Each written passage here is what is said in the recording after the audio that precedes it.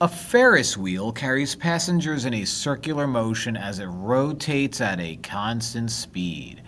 As the wheel turns, which I believe is an 80s soap opera. Nope, that's as the world turns.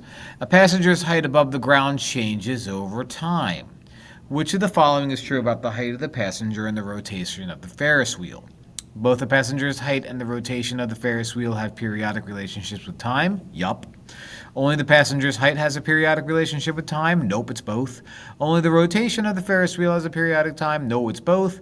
And neither? No, it's both. So, all right.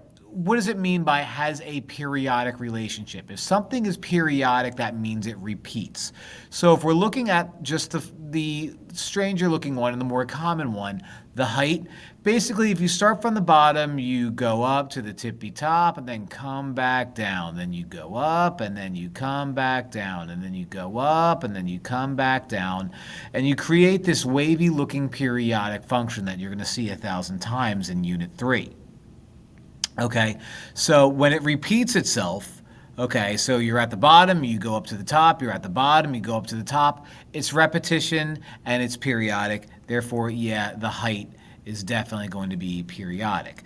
Now, generally speaking, if you're talking about a Ferris wheel that spins around and then repeats and then repeats and then repeats, yes, that's going to be periodic too.